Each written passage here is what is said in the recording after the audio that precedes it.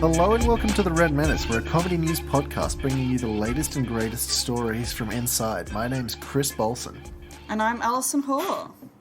I'm very excited this week to announce that if you're listening to this podcast on a Sony PlayStation device, you will be able to access... you can listen to this podcast as Spider-Man. It's very exciting. Beautiful. That's great. The big nerd news this week that I think is delightful because of how angry it's made a lot of people. So there's an upcoming video game called Marvel's Avengers that, according to everyone who's played it, isn't very good. I can't imagine it would be. No. It's made by the same people who made all the Tomb Raiders, which I remember being fine. But yeah, this looks pretty bad. But Sony has announced in a special press release that they put out and was met by immediate violent vitriol, which I'm sure they expected. I'm sure 100%. I feel like there's some intern who was just like, who wrote out the press release, who was just so proud of how angry everybody was about it. But in this upcoming Marvel's Avengers video game, you can only play as very famous Superboy Spider-Man, Spider-Dude, on an official Sony PlayStation branded device. So if you're playing on Xbox, no Spider-Man. If you're playing on a home computer, no Spider-Man. You got to get it on that PlayStation. And now that we're also sponsored by PlayStation... As we should be. As we should be. We've got Nando's, we've got Sony on board. I think we're on the up. I'm not actually recording this with my voice. I'm controlling a character with a Sony official PlayStation controller. Of course, yeah. And I'm sort of selecting dialogue prompts in response to what you say. So if there's like a long... Right, exactly. And I'm the NPC in this case. Like, my dialogue's all programmed. If there's a long break after when Alison says something, it's because I've put down the controller to go to the bathroom or something like that. Right, exactly. Or you press pause. Exactly. And generally in that case, as the NPC, I will continue to repeat what I just said until a response comes. At the end of this podcast, as is customary, there will be an extremely gory boss battle where we will fight... I don't know, we'll figure it out. My dream is like, I would just love to kill Alex Jones. But, you know... I would just Did you see the video Alex Jones made, like the anti-mask video, and he's walking around wearing a dinosaur mask for some reason? I would love a dinosaur mask. That sounds awesome. Yeah, I mean, it was supposed to be like anti-mask. Sounds like a pro-mask video to me. It was like, look at how ridiculous you look when you're wearing a mask. But actually, he looks pretty sweet, like, in a dinosaur mask. My physio... He looked better than he's ever looked in his entire life. My physio, who is much cooler than me... Sure. And has the only tattoos I would ever consider getting. But, like, she has tattoos all over her body of various dinosaurs. And I'm just like, that's so sick. That's pretty cool. Because I'm fairly confident dinosaurs are never going to get cancelled. So, like... No, well, I hope not. I mean, they were cancelled by an asteroid, but... Dinosaurs have already been cancelled. So there's just, like, nothing but redemption arc for dinosaurs. They were 100% cancelled. Their Twitter accounts were suspended before they even had them. So... It's okay. Plus, everybody knows that the T-Rex is super into QAnon. So, like, it's for the best.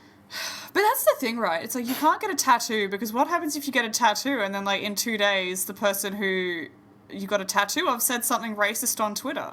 That's what I'm talking about. Like, what if you get a tattoo of, like, the Chinese character for, like, fish or something, or love, or whatever, and then people will be like, actually, like, it's a totalitarian, and you're just like... I just wanted to be appropriative. Is that too much to ask? I just wanted to culturally appropriate. Come on, guys. Why not? Why let me play? Or you get you get an emoji tattooed for some reason because you're a millennial and like that's what all millennials want. But so you get an emoji tattooed and then next week some alt-right Nazis on the internet start using that emoji as like a dog whistle for something and you're like, well now shit, this is on my body. It's going to be really interesting when in like 2100 we look back at like the emoji wars and I'm so curious to know what my grandchildren are going to cancel me for, because I'm sure it'll be deserved. Yeah, but like 100%. I just wish I knew, you know? Like, I wish you knew in advance. You wish you could be there to look in and say, oh, look, my problematic grandfather, Christopher, look what he said. At the same time, though, how cool would it be to be the one woke grandparent who's, like, always been woke? Like... Who's never not been woke. Right, exactly. I see. Do you have a story for me, Alison? Do you want to... Should we start with a story that will make us a little bit angry before we, like, peter down and get into some other content?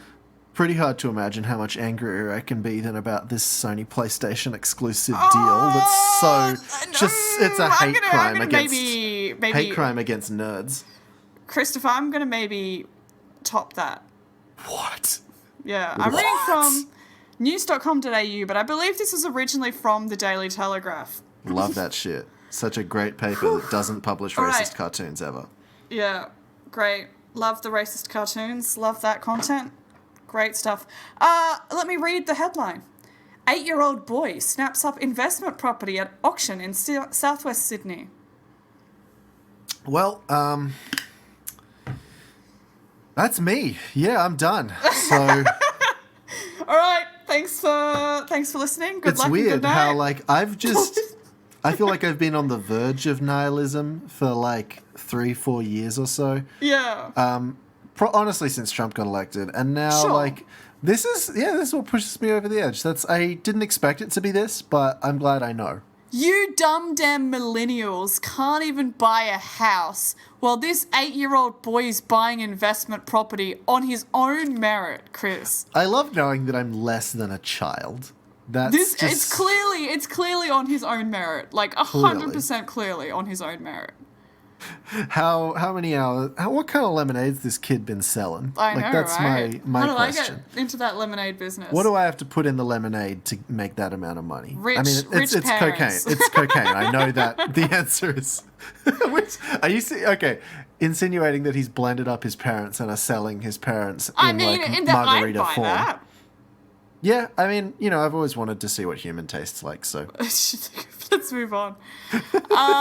And this is by Aidan Devine. It says, he is just 8 years old, but Michael, I'm going to not say his full name. I don't want to put a kid on blast, This kid is not going to be treated very well. Let's call him Chad Westerling. Well, I'm going to say Michael. Michael, Chad Michael Michaels, Chad Michael Murray. Yes.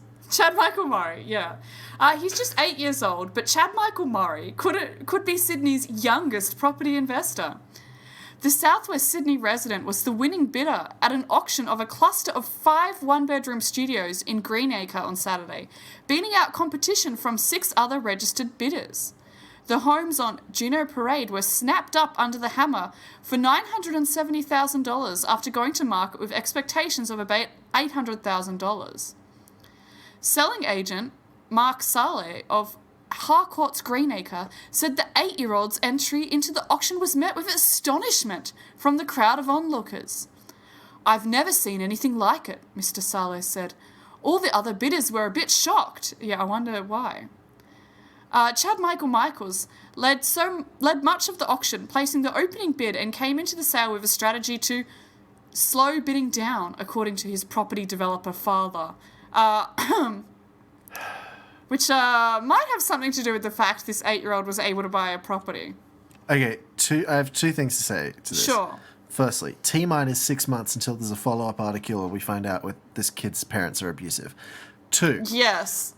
Can you imagine you're a bank branch person. Yes. And an 8-year-old walks in and says, "I'd like to apply for a home loan, For a home loan, please." Wait, no, sorry, I phrased that wrong. "I'd like to apply for a home loan, please." Pretty please, mister. I'd like a home loan for a house, please. I'd quit my job at the bank there and then. I would just pull the cyanide capsule out of my desk that I've been keeping just in case. Pop that now, I don't know if you particularly caught on to this, but the property that they purchased is like a row of studio apartment house things, right? Oh, hell yeah, this kid's ready to exploit some folks. I love that. This kid's ready to exploit some folks. Okay, this kid's ready to gentrify and exploit some renters. That's what's going on here. Starting from an early age of gentrifying and exploiting renters. Isn't that nice? Although I don't think this kid has a lot of agency in this whole situation. I mean, yeah, no, it's not. Is this ethical to put your kid on blast for being a... Let's set aside, let's do a little asterisk at the start of this, that we, two adults, are aware that it's not the kid's fault, it's the parent's fault. Right. And that's an asterisk that is going to be at the end of every single statement we're about to make in which we viciously criticize this child for his actions. Let's lay that down there. So now we're allowed to do whatever we want. That's how it works. So this kid sucks major ass, and he's going to just, like, rip the money out of these people's wallets so that he can get his fucking gold-plated Thomas the Tank Engines. And so he can get his bloody... Not even tank engine. He wants, like, his Hot Wheels cars. Thomas the Fighter Jets. He wants his Hot Wheels, and then he's going to do a lot of gentrifying to get his Hot Wheels. Alison, this kid's not going to buy Hot Wheels. He's going to buy actual Ferraris, and then he's going to pay servants to drive them around and crash them into each other. And the servants, some of the servants will die, and there will be no consequence for it. He's going to buy a life-size orange ramp that he can, like, just drop the cars down and let them flip off onto the floor. Going to get it commissioned. There's going to be, like, a construction crew building this big plastic orange ramp that the Ferrari will fall through. And you know what? He already owns a property. Oh, fully, He just puts that on the back of these houses that he bought, you know. This is just like Renters be damned. He's just bought a life-size dollhouse, essentially. Like, and I'm just imagining he's going to get one of those, you know those claw games at arcades? Yes. So he's going to get a big one of those, which in hindsight I now realize is just a crane.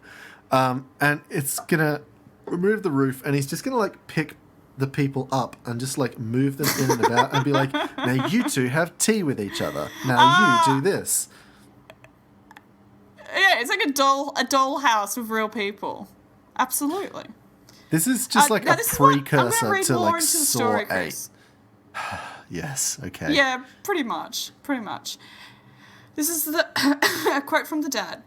He was enjoying playing Monopoly with the bits, the dad said. We made it a fun experience. I'm going to kill myself. This is the worst thing I've ever heard in my entire life. I know. The boy was unable to directly buy the property because of his age. But his father said he purchased the investment properties for him. His son handed the check to sellers as part of the transaction. The property developer said he wanted his son to be involved in the purchase of the former Housing Commission units so he could learn as much as possible about Sydney's pressure cooker property market. This is a tax grift, right? Like, this has got to just be like a tax everything grift. that I hear, every sentence that I read, in this sentence, there's a lot to unpack. I'm going to read it again for you. The property developer said he wanted his son to be involved in the purchase of the former Housing Commission units so he could learn as much as possible about Sydney's pressure cooker property market.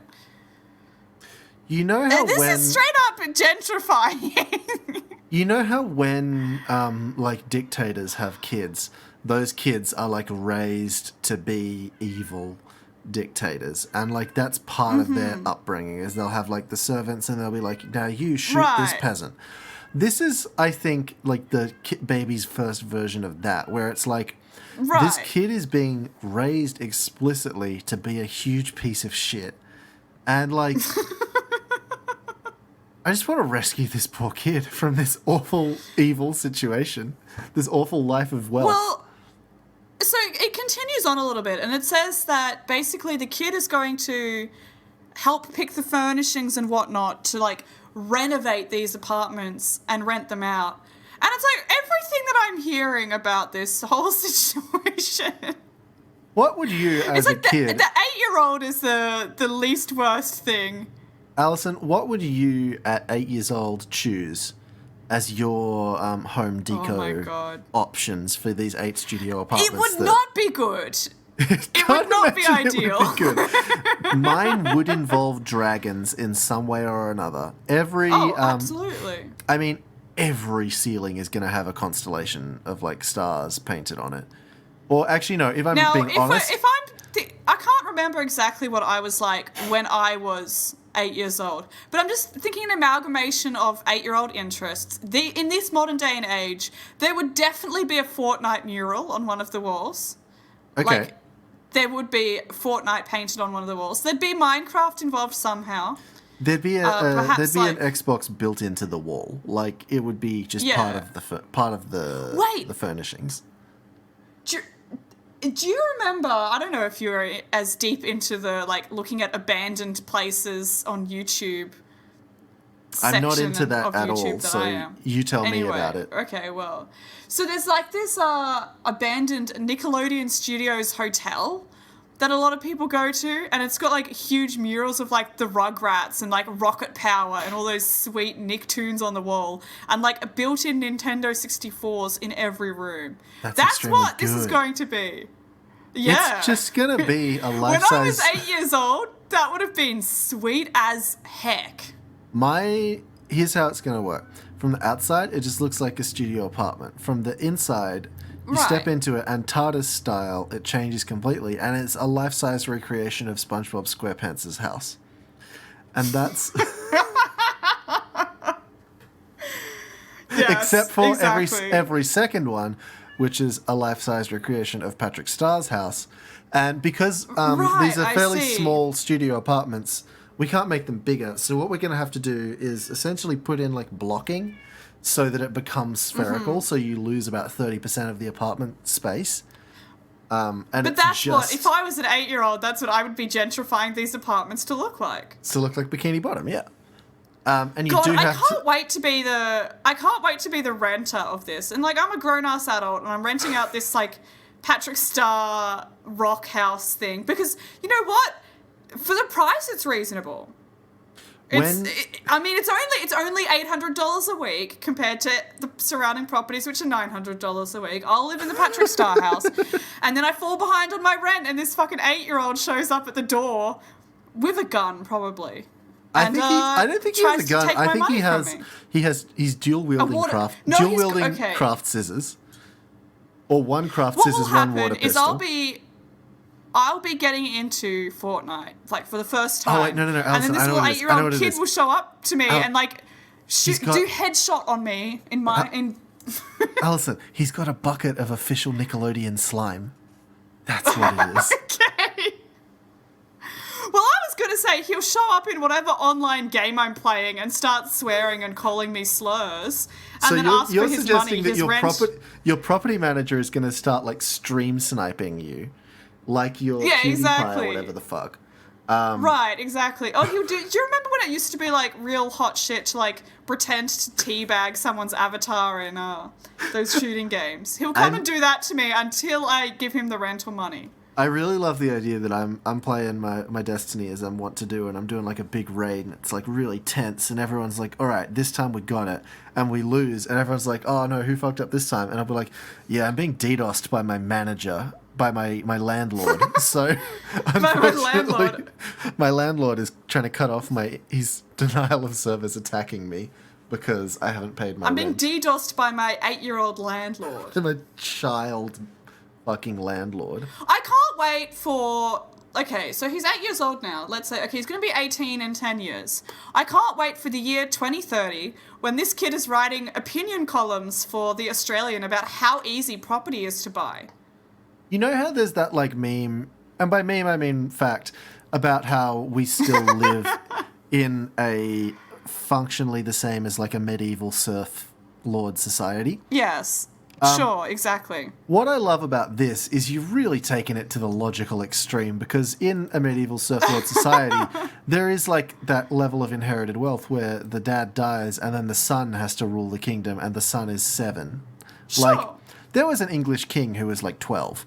Like, we're really just getting back to the good old basics. Oh, we're getting back to the good old days, you know? The good old days of where a child could have you killed.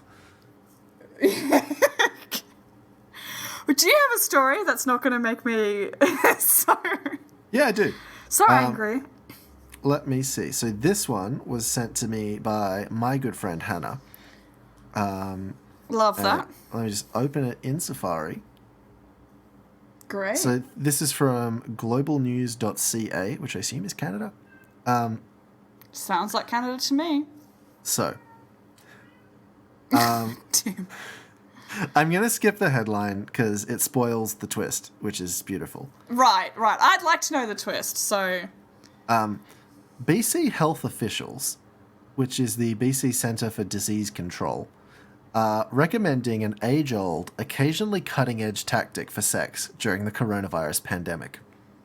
Glory holes. Okay. Fucking hell. The BC Centre for Disease Control added new recommendations for socially distant sex to its COVID-19 website this week. One of those tips was... Imagine! One of those tips was to try using a glory hole. A hole cut into the wall that's only large enough for a penis to slip through. Glory holes are typically used for anonymous oral or penetrative sex, according to Urban Dictionary. But they're also an excellent way to limit physical contact during intercourse, the BC CDC says. Well, they're not wrong, but also they're very wrong. Use barriers, like walls, for example, glory holes, that allow for sexual contact but prevent close face-to-face contact, the health organization writes on its website. Oh my god. I do love that. I love imagining the kind of like health organization boardroom meeting where they're trying to like think, okay, what can we do? What can we suggest for people to limit contact? What I fully believe happened is that someone in that room invented the concept of a glory hole, and then someone who was Oh yeah, they're like, wait, so we can suggest that like people put up a barrier so that the parts that you need can interact, but the rest of you...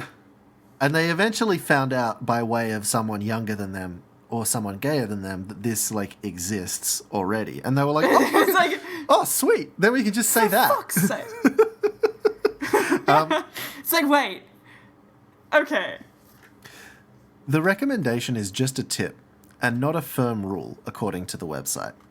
The site so you don't have to use a glory hole. You don't have to, it's but just like a suggestion. It's strongly encouraged that you use a glory hole.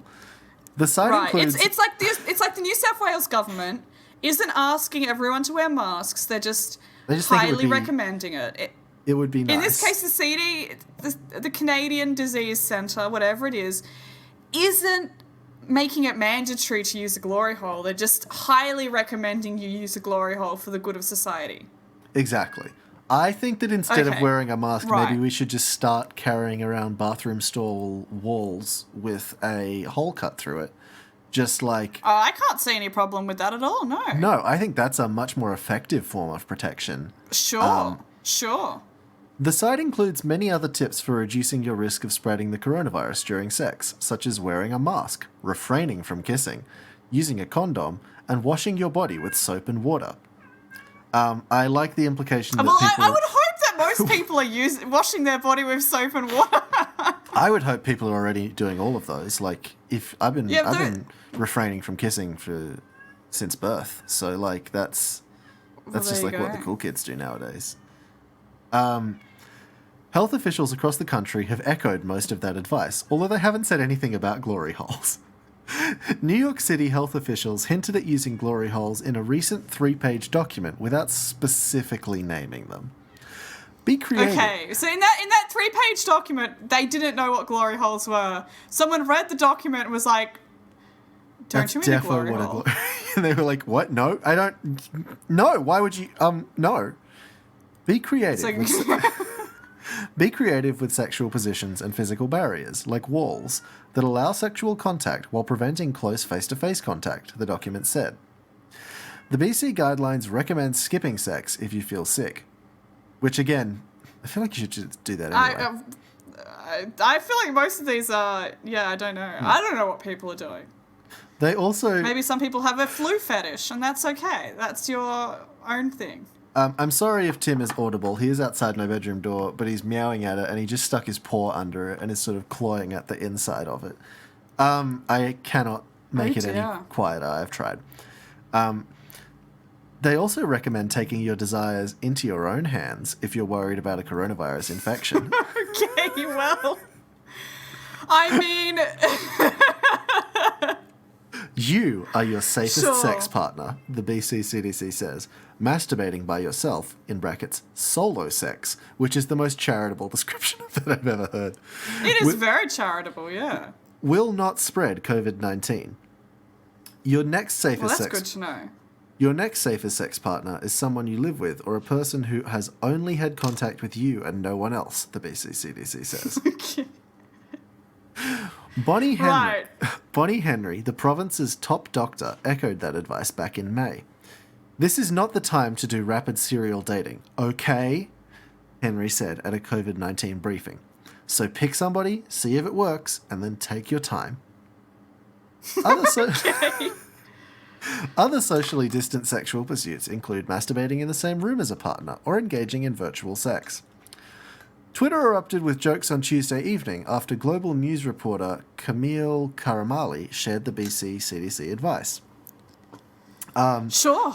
So there's people just like linking glory hole specific drill bits and things like that.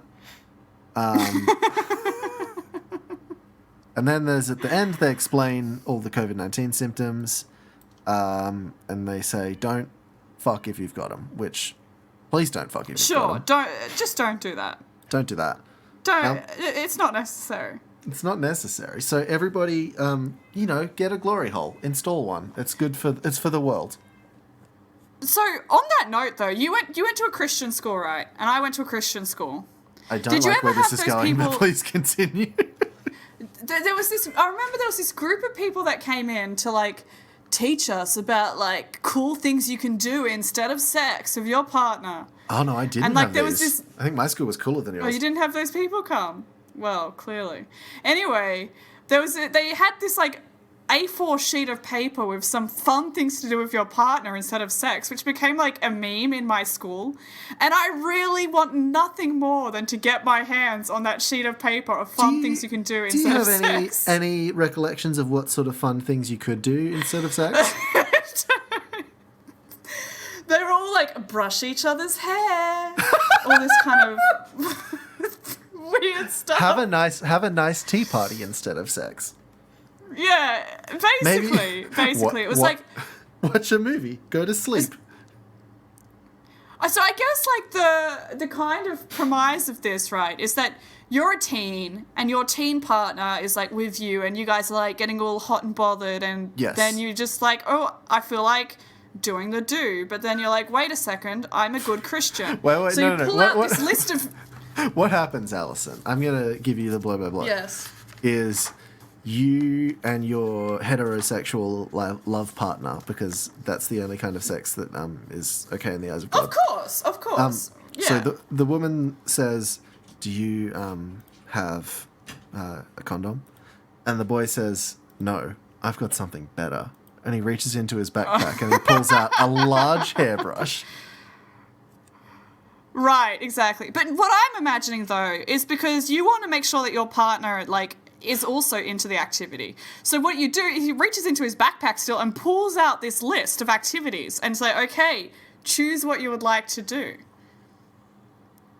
But I want nothing more than to get my hands on this document. I think it would be really good. If you can find that, we will do a live stream reading of some of the fun.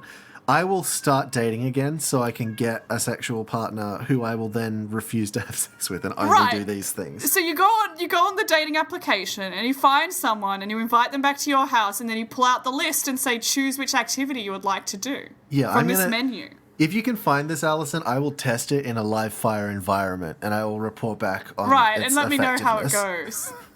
goes. Sure. You have to rate the effectiveness of this document. Do you have a story for me, please? On the topic of coronavirus, shall we go back to some... Well, yeah, let's. I thought you were going to say on the topic of glory holes, but this is both better and worse. I mean, depending on your perspective, I suppose. Depending on your I'm reading from news.com.au again, because apparently news.com.au is the only news site that exists anymore in Australia. That is, there's still some good news sites, but the ABC isn't going to regularly put up the kind of news that we like to talk about. No, the problem with good news this, sites is that they podcast. only publish things that are like of value, and that's not what we're about. Right, exactly. Well, this is an attention-seeking person, and we're giving them attention, just throwing that out there. But, I mean, it's quite funny. So, I'm going to... Sometimes it's okay to reward bad behavior when that behavior is funny. That's what I've learned here today. Yeah. Right, exactly. Do you remember Bunnings Karen, by the way? Because she's back Vaguely. for part 2 in this story. So Bunnings Karen, for those of you who don't know, because I remember we've got a lot of foreign listeners, is a hardware store where you can buy sausage sizzles out the front, and that's... And also like hammers and plants and shit. Right, but most importantly, you can buy sausage sandwiches. That's the main thing.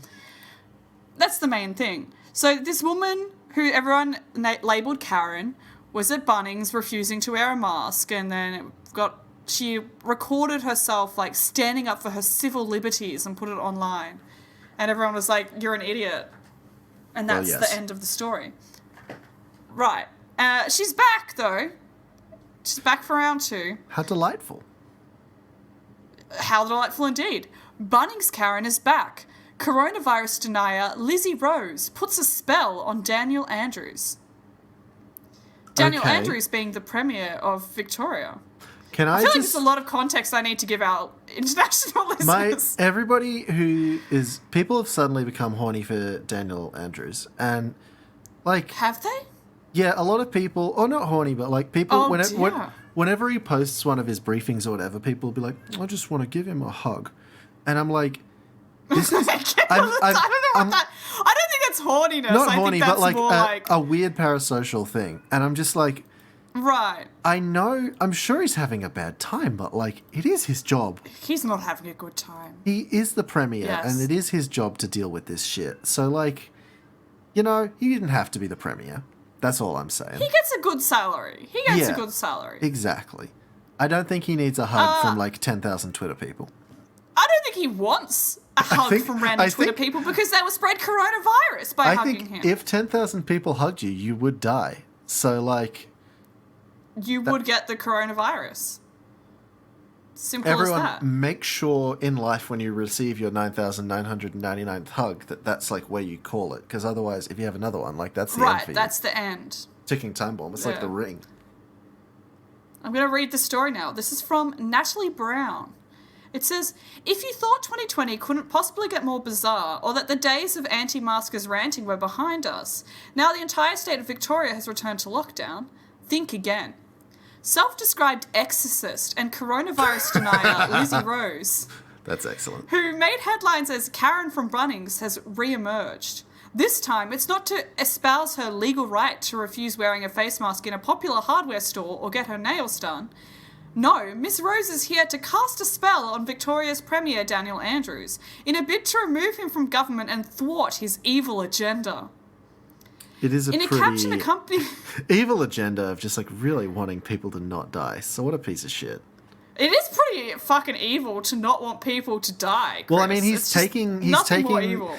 taking souls away from God and Satan, and that's pretty fucked up, you guys.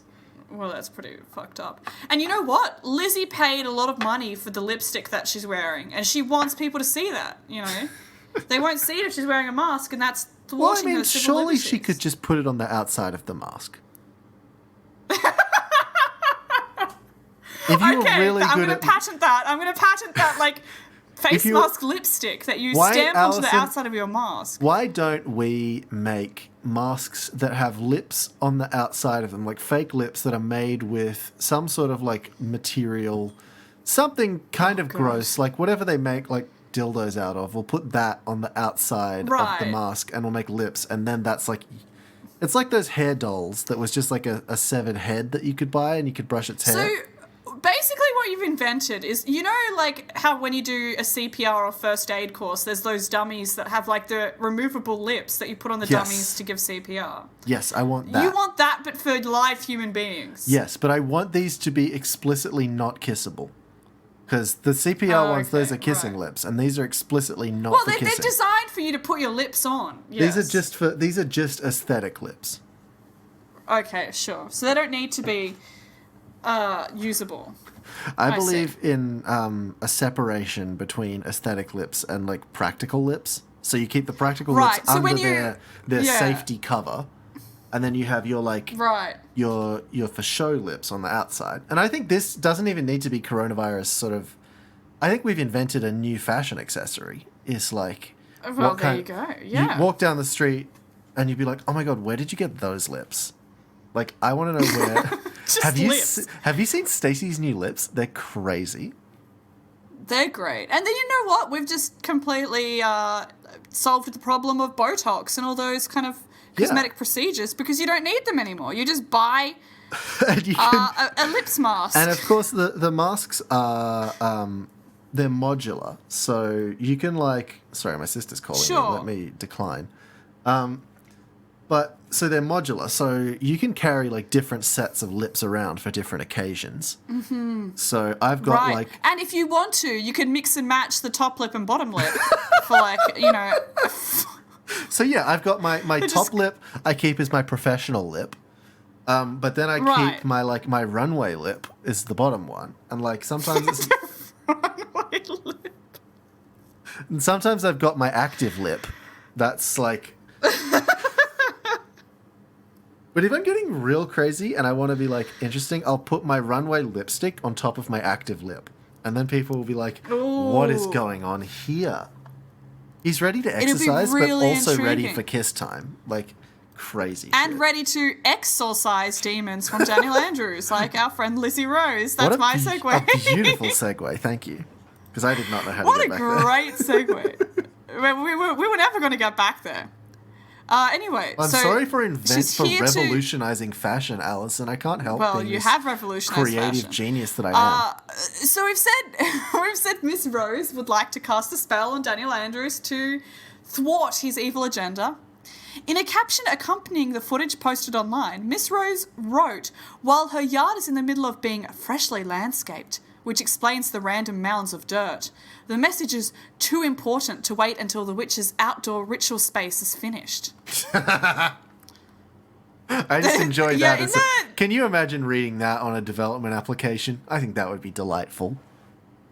I'm making an outdoor ritual space. Well, what you can in fact see is that she does have like a big cauldron thing sitting on top of a piece of cardboard with a lot of dirt like everywhere. I would bet you any money that the councillor who approved that thought outdoor ritual space meant it was an eyes wide shut thing, and they were like, oh, this will be fun for me. And then they're going to be very disappointed when they turn up and they find potions being made. Yeah, he turns up in his mask and like ready to go. Exactly. But no, it's not going to be that. It's not going to be that. It's just like slugs in a pot. Standing behind what the untrained eye might assume is run-of-the-mill fire pit, but it's apparently a Viking cauldron. It does look like a fire pit. Well, this is multi-purpose because you can also have parties there, so like it's good. Miss Rose chants in tandem with some interpretive dance moves about the awakened people of Australia saying no to mandatory vaccinations. We're all going to die, Alison. I don't want to die, but we're all going to die, and it's going to happen sooner than I thought it would. And I think about that a lot. Please continue. Oh, my God. We cast you out. We cast out your evil agenda of cruelty, deception, and control. No, we will not be vaccinated against our will. You are to leave government. You are not to walk away from your power and your position. Or you are to walk away from your power and position. For we cast you out. The 50-year-old chants hypnotically, evoking a bit of a Harry Potter vibe. No to mandatory vaccinations. No, this is against our will. This is against our right to freedom, to choice. The universal law is greater than any law of the land. Hail and farewell, Daniel Andrews, and blessed be. Call forth the rain to bless and cleanse this rite. I call forth the heavens to open and bear down upon us on this day and on this night. Cleanse this government and its ill will. It has been raining in Melbourne, so... Well, I mean, maybe her spell's working. I really love when someone says something extremely... well, this isn't bigoted, it's just stupid. But, like, when someone's like, I hate you and I hope you get fired. Love you.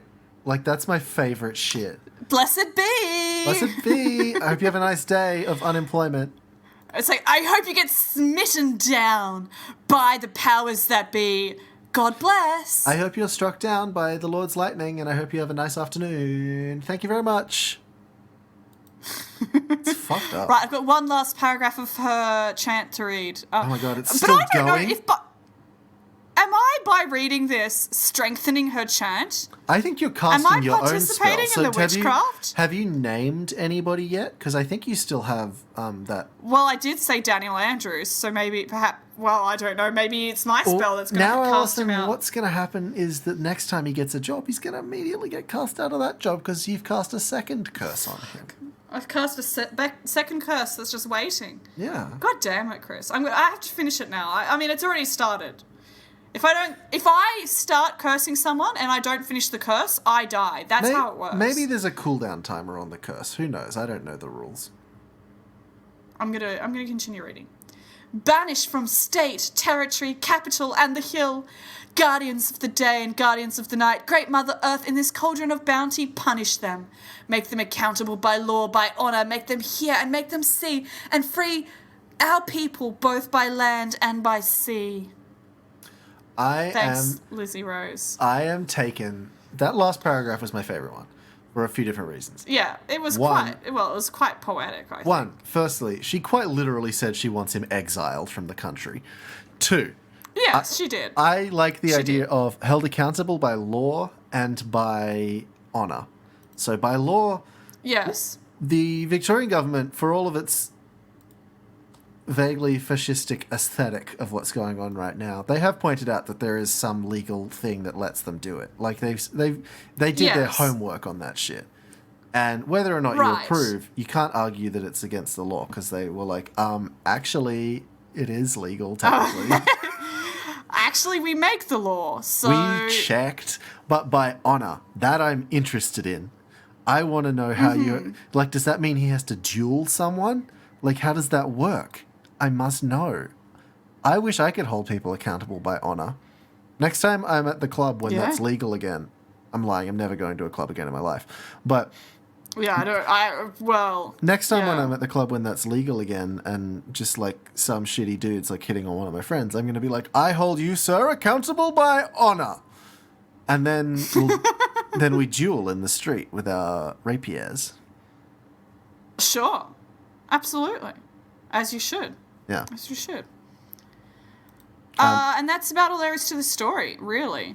Okay, well, let me find something.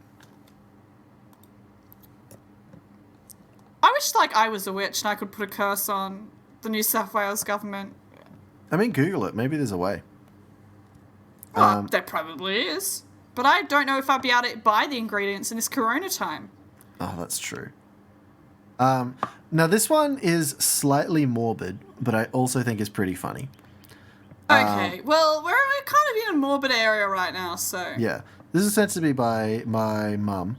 Who has sent me a few kind of morbid stories recently. I don't know if she's trying to tell me something. This is from... The world's a pretty morbid place lately, Chris. 7 News, written by Lee Bullen. Dead husband found in woman's luggage. And now it's not what you think. It's not what you think. It's different. Boy. A 74-year-old woman was stopped at Munich International Airport when her husband's bones, including his skull, were found in her luggage. Why are you taking bones in your suitcase? Airport officials found the human remains in a wooden box and promptly called customs officers, a doctor, and a public prosecutor to look into the macabre discovery, according to the German Federal Police. The 74-year-old Armenian woman was with her 52-year-old daughter when they were stopped by airport officials for transporting the human bones. Yes. I mean, look, I'm not really a police state kind of gal, but generally if someone's transporting human remains, I would like that to be looked into just a little bit. The elderly woman explained that they were flying the bones from her home in Greece to her deceased husband's hometown in Armenia via Munich and Kiev. The woman wanted to lay her husband to rest in his former country. According to the news site HLN, don't know what that is, documents show that the woman's husband died in 2008 and was initially buried in the Greek city of Thessaloniki, where he lived prior to his death. The federal police found that the transfer of the remains was lawful, and the public prosecutor saw no grounds for a criminal investigation. The women were allowed to continue on their journey to Armenia with the man's remains. It is unclear why the woman has decided now to move their loved one's remains. That's the entire article. The reason I guess it was just convenient. The reason I bring this up is, how would you do that, though? Yes. Like, surely there must be some service that exists. Because can't be the first time that someone has wanted this particular thing to have happen. Exactly. And I imagine that there's you pay a funeral home or whatever, and they have a special plane that has a big sticker on it that says, we're allowed to have bodies in this one, thank you very much. But I like, in this gig economy age, of circumventing pre-existing things, of just being like, I can imagine a BuzzFeed article being like, top 12 tips to get around the rules of transporting your husband's bones across international lines. Yeah, I'm sure there's absolutely an article like that out there. Now, what do you think would be better, is to take it in your checked luggage or put it in the carry-on? I'm not sure it's ideal either way. Well, I mean, look, obviously this situation is not ideal, Alison, but we don't want to pay the funeral man. We're going to DIY this shit. Okay, if you're in this situation, would you try and conceal the bones? Or would you just openly admit, yeah, I have my husband's bones in I would walk into the airport and I would just immediately put my hands up and be like, okay, I need to be clear with everyone. I do have some bones. Like, I have bones in my luggage. I think you should wear a sandwich board that says, I'm carrying my husband's bones. Just so it's out in the open. Go to customs and they're like, do you have anything to declare? And you proudly say, yes, I'd like to declare some bones, please. By the way, these are my husband's bones and they're totally legal. These are legal bones. I Googled it. You cannot confiscate these bones of my dead husband. Is it going to be more or less suspicious if you're more open about it, you know? I don't know, but at the same time, Alison, if they find a lead box and open it and it's full of bones, I feel like that's going to be worse, because they're going to be like, what's up with how many bombs are in these bones, you know? Right, exactly. How many if we crack open these bones, how many drugs are inside these bones? Is there going to be anthrax instead of... No bone marrow, is there going to be just cocaine instead of bone marrow? Yeah. That would be pretty creative, actually. Maybe we should get into drug smuggling and do it via that way. Just only through bones. Only through the bones of dead husbands as well. Absolutely, as we should. I mean... Media... Are they going to crack open your dead husband's bones to check? I don't know. In media, there's so many dead wife stories, and I just feel like we need more dead husband stories. You know? Sure. I think that's the way... Dead husband bone story. That's the way that we really start equality. Absolutely. Do you have a quick story to finish us off?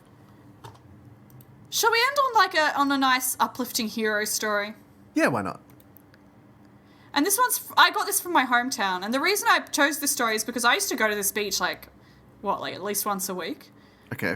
Eating chips and gravy. And it is about sharks. Okay. So it says, shark attack at Shelley Beach, Port Macquarie. Woman with severe leg injury. But we're going to get into the hero of the day, I think. The hero of the week. A surfer who witnessed a shark mauling a woman's leg in an attack of Shelley Beach, Port Macquarie, has repeatedly punched the animal until it released its grip. His swift and incredibly brave response has no doubt saved the woman's life. The 35-year-old woman suffered severe lacerations to her leg in the attack on Saturday morning at about 9:30 a.m. The woman was bitten on the right calf and thigh and was able to make it back to shore with the help of a fellow surfer, where she received assistance from bystanders until emergency services arrived. What do you think What do you think it feels like to punch a shark? Not emotionally. Just repeatedly punch a shark. Not even emotionally. What do you think because I've never punched a human, let alone a shark. I can imagine underwater bones, based on the fish bones that I've accidentally eaten, I feel confident in saying are softer than land bones. So I think that, it's cartilage. It's cartilage. So I think, it would hurt less to punch a shark than to punch a boy. So, like, I feel like it could be kind of fun to punch a shark, you know? Just fucking wail on one. Just... If sharks... Is it ethical to punch a shark? If sharks ever become unendangered and we're allowed to hunt them, I'm going to... Sure. Instead of a punching bag, I'm just going to get a big shark, hang it from the ceiling, you know? Yes. Just put some of that... Sure. Put some nice embalming juice inside the shark and just beat the ever-loving shit out of it. Is that ethical? No, but it'll be fun. Is that allowed? Absolutely not. That's why I said when they're unendangered. When they're unendangered, and this is ethical, and this is a legal and allowed thing to do. When we're able to 3D print... And assuming that sharks have no feelings. When we're able to 3D... I've looked in a shark's eyes, Alison. They don't have feelings. When we're able to 3D print sharks and I can just, like, replace the one that I take... Or maybe I could just 3D print, like, a vegan shark, you know? Like, I can have a... It's like the vegan... Whatever process they use to make that, like, Beyond Meat. You use to make a Beyond Shark. I want a soy shark that I can use as a punching bag. A tofark. I'm going to continue reading a little bit more of the story. Shafu. The Department of Primary Industries said the shark responsible for the attack is a juvenile great white shark, approximately 2 to 3 meters in length. It's a pretty big boy. Fuck yeah, bro. 3 ambulance crews, a specialist medical team via the Westpac rescue helicopter, along with 1 inspector, were dispatched to the job. I'm really glad Westpac was there. This is the third serious... Well, they got their little... It's really glad Westpac was there to help out. Absolutely. This is the third serious shark attack on the North Coast over the last few months, Inspector Andrew Beverley, Duty Operations Manager for New South Wales Ambulance, said. The patient suffered severe lacerations to her right leg. Well, Paramedics were on the scene within 8 minutes. Blah, blah, blah, blah, blah, blah, blah, blah, blah. Look, whoever this man is that punched a shark... The shark police turn up and the guy's just like, don't worry, boys, I got this one. As he, like, holds the shark in a headlock. And it's just, like, fucking wailing on it. He gives him, like, you know when people, like, do that thing where they lick their finger and then stick it in your ear like a wet willy? Do you remember that thing? Yes. I'm imagining this guy guy's just giving a shark a wet willy. He's just doing, like, wrestling moves on this shark. He, like, suplexes the shark.